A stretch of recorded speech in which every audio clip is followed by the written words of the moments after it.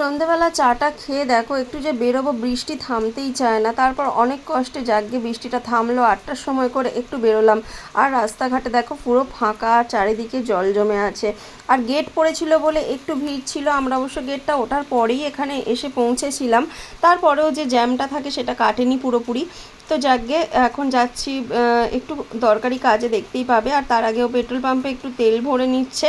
চালপটিটায় প্রচণ্ড ভিড় থাকে বলে ও জয়কৃষ্ণ বাজারে ওখানে এসেছিল, মানে এদিকেই কাজ ছিল বলে বললো জয়কৃষ্ণ বাজারে ওখানেই ভরে নেব। তো যাগ্গে পেট্রোলটা ভরে তারপরে এসছি একটা শোরুমে, সেটা হচ্ছে ইলেকট্রনিক্সের জিনিস পাওয়া যায়। এখান থেকে আমরা কি নেব না নেব সেটা আমি তোমাদেরকে পরে জানাবো অবশ্যই। তো এখানেই কাজ ছিল, এখানে সমস্ত কিছু দেখে টেকে সব কিছু বুঝে নিলাম। অনেকক্ষণ ধরেই ছিলাম অবশ্য, একটুখানি জাস্ট ক্লিপ নিয়েছি। তারপর এখানে এলাম ফুলের দোকানে ফুল নিতে। কুঁচো ফুল নেব, যেহেতু প্রতিদিন পুজো করতে লাগে, তো সেই কারণে কুঁচো ফুল নিয়ে নিলাম। নিয়ে বাড়িতে চলে এসেছিলাম। আর রাত হয়ে গেছিলো, তো আজকে আর বেশি তারকেশ্বরের দিকে থাকিও নি। আর খুব ফুচকা খেতে ইচ্ছা হচ্ছিলো, কিন্তু এই ওয়েদারে না আর ভালো লাগলো না, বৃষ্টি পড়ছিলো তো দাঁড়াতে পারলাম না। যাকে আমি প্রায় খাই, ওই নিয়ে কোনো চিন্তা নেই। বাড়িতে এসে রুটি করব বলে আটা মেখে নিচ্ছি। আমি আটা মেখে রেখে যাই অন্যান্য দিন, আজকে এতটাই লেট হয়ে গেছিলো আমি আর মাখলাম না। আজকে সন্ধ্যাবেলা একটু ঘুমিয়ে পড়েছিলাম, সন্ধ্যাবেলা নয় মানে বিকেলবেলা ঘুমিয়ে পড়েছিলাম, উঠতে উঠতে লেট হয়ে গিয়েছিলো। আর উঠে দেখছি 6:30 বেজে গেছে। যাকে সন্ধে টন্ধে দিয়ে চাটা খেয়েই তারপরে বেরিয়েছিলাম। তো প্রচণ্ড পরিমাণে বৃষ্টির জন্য বিরক্ত লাগছে আর কি।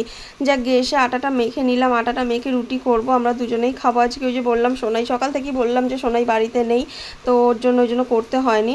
আর এই যে আমি রুটি করে নিচ্ছি। আমাদের মোটামুটি 5টা রুটি হয়, আর হয়তো একটা আধটা বেশি হয়। ও 3টে খায়, আমি একটা খাই। সকালবেলা আমার চা দিয়ে লাগে, আমি চা দিয়ে রুটি ছাড়া ভালো লাগে না খেতে। তো সেই কারণেই একটা দুটো বেশি হলে আমার অসুবিধা হয় না। তো সেই কারণে দেখো আমি এখন আটাগুলো বেলে নেব। আটা বেলতে আমার প্রচণ্ড, বেলতে মাখতে প্রচণ্ড বিরক্ত লাগে, কিন্তু কি করব বলো তো, খেতে তো হবে, আর করে দেওয়ার তো আমার কেউ নেই। এই রুটি করার কাজটা আমি যে কতটা অপছন্দ করি সে তোমরা আমাকে না দেখলে বুঝতে পারবে না, কিন্তু বাধ্য হয়ে করতে হয়। করতে জানি না তা নয়, বলবো না, করতে জানি, কিন্তু করতে খুব কষ্ট হয়। যেটা বলছিলাম, ইম্পর্টেন্ট কাজ বলতে অনলাইনের কিছু কাজ আমাদের দোকানে হচ্ছে।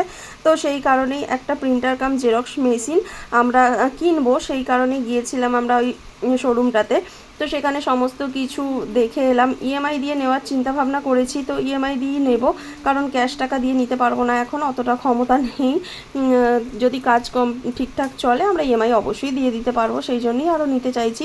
আর আমার বাজাজের কার্ড আছে, তো সেই কার্ড দিয়েই হয়ে যাবে, অসুবিধা কিছু হবে না। বললো এক্ষুনি নিয়ে গেলে এক্ষুনি দিয়ে দেবে। হ্যাঁ না, আজকে নয়, আমরা জাস্ট জেনে গেলাম কতটা কি লাগবে, ডাউন পেমেন্ট কত করতে হবে, কত করে ইএমআই দিতে হবে, এই সমস্ত বিষয়গুলো দোকানে গিয়ে জেনে এলাম। তবে খুব একটা বেশি চাপ হবে না, যেটা বুঝলাম, তো নিয়ে নিতে পারবো, মনে হলো নিয়ে নিতে পারবো। তো সেটার জন্যই ওখানে গিয়েছিলাম, এই জন্যই বললাম ইম্পর্টেন্ট একটা কাজে গিয়েছিলাম। তো যাকে বাড়িতে এসে দেখো দুধ ছিল, গতকাল ফ্রিজের দুধ ছিল, সেই দুধটা খাওয়া হয়নি, সেটাকে আমি এখন জাল দিতে গিয়ে ভাবলাম না, দুধ তো খাবে না, মাংস খাবে যেহেতু, তো সেই কারণে ছানা কাটিয়ে নিই বলে পাতি লেবু ছিল, সেটাকে দিয়ে একটু ছানা করে নিলাম। অল্পই ছিল, 1 পো মতো দুধ, এটা আর 1 পো এই যে ফ্রিজে আছে, ওটা আমি তোমাদেরকে দেখিয়ে দিলাম। তো সেটা দিয়েই ছানাটা করে নিচ্ছি। আর এদিকে দেখো মাংস আছে, বললাম মাংসটা গরম করে নিলাম। তো চলো খাওয়া দাওয়া করে নিই, টাটা।